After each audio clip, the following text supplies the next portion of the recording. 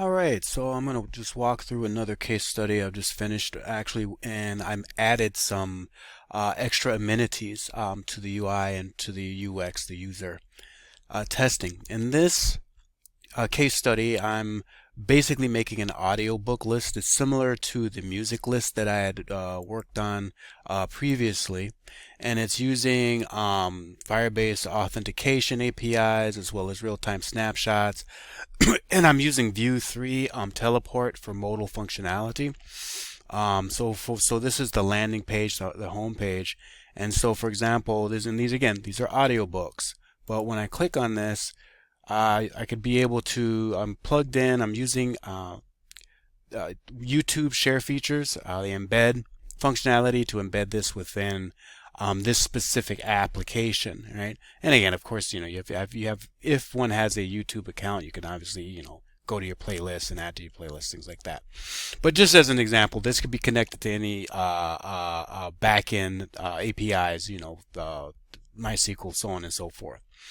And so here's the home page that's just showing all of the different books, audiobooks that are within the Firestore database here. It's a collection called Audiobooks. These are the documentation. These are the actual separate entries. This is Dune. Here is the title. Another one is the Grimm's Fairy Tales and some others. Okay.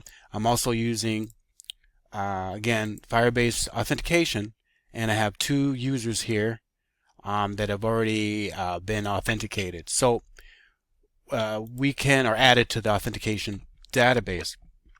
So for example, right?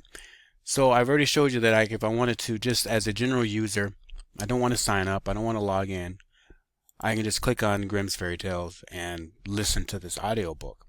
Now I could put this behind an authentication API so that you have to log in or you have to sign up in order to listen to these audiobooks. I modified this particular case study so that you can listen to all of the audiobooks, but then you can sign up or log in to create your own. So, for example, I'm going to log in with one of the users that we have here, and this would be Studio-Ryu at google.com, and then I can just enter in the password. I've covered this in my previous videos with Firebase authentication briefly, and I'm logged in. Now notice there's a difference between the home UI, which is just displaying all of the videos, or excuse me, audiobooks that are available in the database, and then there's my book list. Right, and so I can add a new book. I've got kind of some CRUD functionality here going on, meaning I can delete a book if I want, and I have a confirmation alert. I could also create a modal to do the same thing, but I'm not going to delete this at this time. I can also like a particular book that would be added to a separate sort of playlist grouping. Okay, just like so. And so if I click add a new book, then I get these form fields that are going to be directly connected to the Firebase API or the Firebase database, Firestore database, and they would be entered in here.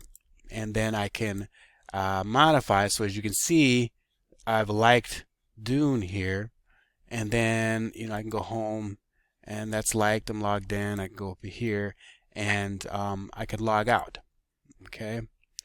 So Dune has been liked. Now there's other amenities that can be added to this UI to make it fully robust. I mean, like how many links there are, who's logged in, who's logged out, who's made this playlist, etc., etc. I just didn't go that far with it at this stage. So if I log in as another user, which I've already set up, which would be you at google.com, and then the password, I enter that in. Okay, so this user only has 2. Okay, so they only have 2, right? And then we have one that's testing. That's while I was developing this, I'm just adding this to show that again I could delete this book. I can say, yeah, I'm going to delete it, and then again I could go home to just to view all of the books. right? And then I can go back and then say, oh, okay, I'm going to add a book. All right, so this user, Grimm's Fairy Tales, maybe they have children or something like that. So I'm going to add a book. Now, how we would add a book, and again, I'm using YouTube to do this, is I'm going to go to the Vue3 Audiobook. And so these are the form fields that we're going to populate. So I actually like this one. This is actually a pretty nice book, actually. It's a very good book. So I'm going to pause this just so it's not playing or any audio or anything like that. So the title of the book is The Giving Tree. So I can copy this, the animated children's book, go and type in the title, go back, and then let's see, I want to go by, and it's by Shel Silverstein. So this is the author. And if there is a narrator, I could fill this in with the narrator.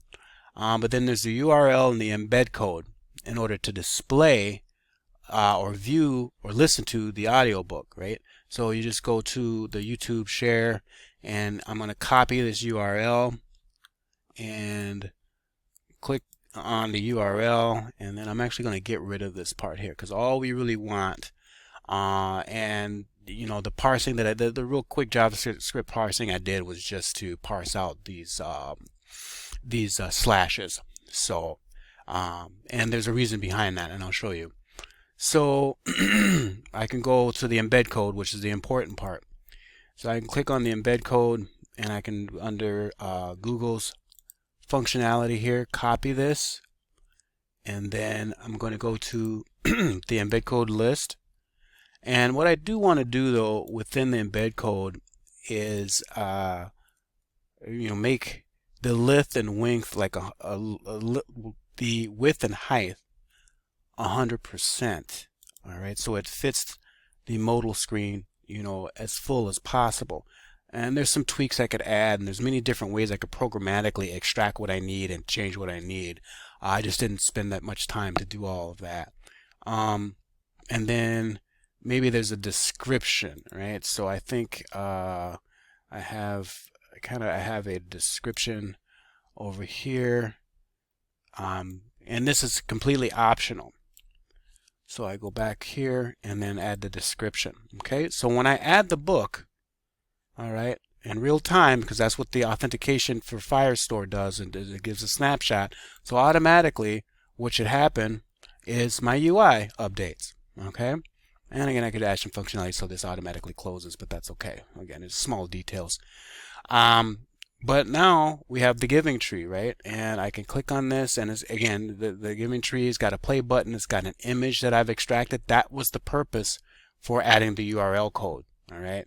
So I could have done it where I store an actual image in the Firebase database storage. And that's just an extra step using their APIs to do so. We did that in the last video for the music list. And then I could like this as a user. And then here's the narrator. Or excuse me, not the narrator. Here is the author. Here's the description we added. Notice this one doesn't have, the narration or the description.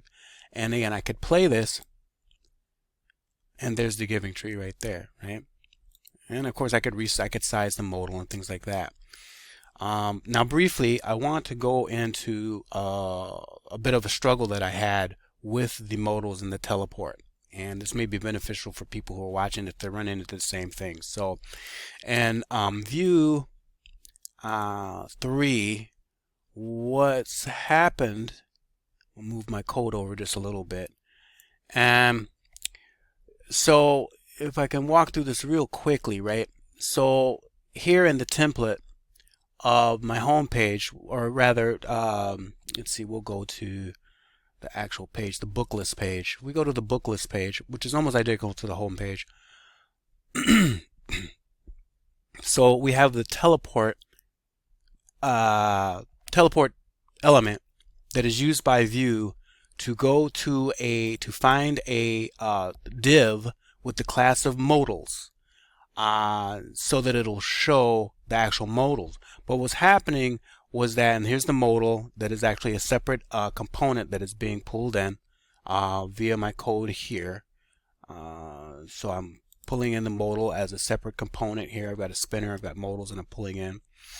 And so I can use it in the template. And then the modal is actually compartmentalized to take in these different properties. So it's one generic modal that can serve all purposes. However, what was happening, since this is a list of objects that are being pulled from the books API call to the Firebase storage, so I'm looking for book in books. It's going to create a list for me. Well, each one of them is identical except for, there's going to be different modals because of the book ID, the book title, and then the embed code, which is what we grabbed from YouTube. Now, what was happening is these were stacking, right? And it was very frustrating. I'm like, why are these stacking, right? And so what happens, I click on Grimm's Fairy Tale, and you can see there's a bit, there's like a 75% black background here, and it would be completely black. And what was happening, and I was looking at my code, the DOM, and I was finding that all of these modals were being loaded at once. So it took me a little bit to figure it out, thanks to Stack Overflow. And what happened was, and what I needed to do was this here, to bind if show modal is equal to the book ID, which is already being applied or pulled or grabbed during this iteration here. So they're all of these books have an individual user ID or ID, all right, all of them, and that's the key. And actually, technically, the document ID is different, and then that's over here. Excuse me.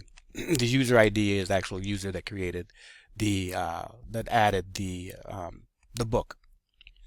So essentially, what I needed to do is make these individualized, and there's many different ways I could have done this, but it was escaping me. So what it was I needed to make each one of these so that if show modal is true, and that happens when you click on the show modal, click show modal, and it's got to be equal to the book ID that is here.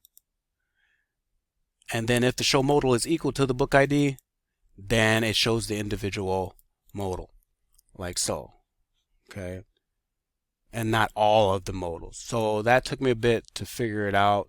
Again, thanks to the other developers that are online that probably discovered these cases. There's more elegant ways that probably this could have been done, but I like this approach because it was really quick and simple. So anyhow, this is just kind of an overview. So I could log out, and then I go home, and so these are all of the new books, including the one that we just added under a different user. So let's say I want to sign up, and I'm going to sign up as I don't know, Bruce at Google.com.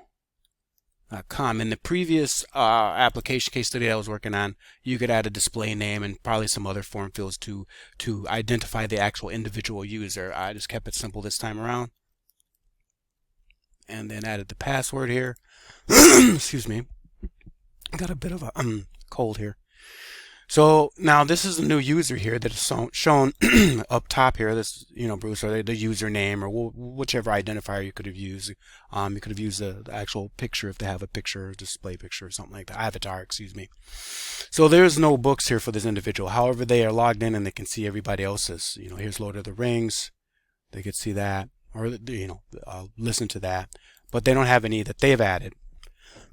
So in this case, we can add another one, and I already have some pre-set up just to add to this little demo here. So this person is probably an action and sci-fi buff. So Act of Valor by Tom Clancy. The author, don't have a narrator, but the narrator would show. Here is the URL. Let's get rid of that. Again, I could be more elegant and parsing out this code. This URL code is what I'm really after. Excuse me. Here's the embed code, and then I can say, I gotta make sure that in here, okay, that's already modified. I can say, Navy SEAL story. And so now we have the new audiobook. Excuse me again, my apologies. So there's the modal, and we could listen to the audiobook here. We go home. It's been added to the generalized list, and actually it's actually being sorted just kind of randomly by the document ID here. Again, I could do some more JavaScript and have them sorted, ascending, descending, or alphabetically by likes, author name, however. And I can totally add some sorting functionality as well to make this even more robust. So we're going to go back under this user. We're going to add one more book just to kind of complete this out, and the next one is, this individual is an action and sci-fi fan. We'll say that the authors are these following people. We'll say that the narrator is some talented narrator, just to fill it in. And the URL is going to be this one, and the embed code is going to be right here. And we'll just say some Spock and Klingon stuff. Okay, so we can add this book, and there we have it. So again, there's a title. Again, we could delete this entry if we wanted to, but we're not at this time. There's a little thumbnail. I thought that just added to the UI. Not necessarily, but we are visual creatures, so just adds some more robustness. Could also make this clickable, but I chose to use this play icon here. And it's, the title, the author or authors, and narrated by some talented narrator, and then the description, some Spock and Klingon stuff. And so I'm going to go ahead and like this, and we'll look at that, and there it is. And then we can go home, and let's see, there it is. It's been added to our generalized list. So once I log out as this individual Bruce, there we go, I'm logged out. And so since I'm logged out, what I could do is, if I'm not an authenticated user, I can completely just get rid of these icons here, because they're not really necessary just as a general user, because I think that would be an authenticated permission privilege anyhow, right? So again, there's many different ways, and much more I could add to this to even make it more robust. But I think solving the Vue3 Teleport issue with multiple modals or teleports within a particular screen was my biggest challenge, and I think it's a good find and worked out. Again, this application is very similar, almost identical to like I said, the previous video I've done here, making the music app, right?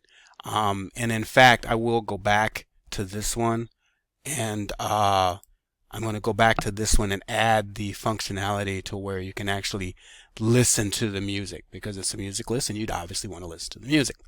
So since I've figured out how the modal functionality works. So again, I hope you got a little bit of something out of this. I did have to do some problem solving that maybe you're struggling with. Again, that's really programmatic things that I'm very familiar with as a designer. Hardcore coders, some of the stuff may be just real easy peasy for you, and that's cool. But someone like myself who's a bit of a hybrid, I think it's important to be able to figure out and know the difference between a front end and a back end functionality, and how things plug in and where they should go. If you're working separately as just a designer or a front end developer, or if you're just working as with a developer in tandem, or if you're a developer and you have to work or communicate with a creative or a designer type. So hope this was interesting to you, and thanks for watching.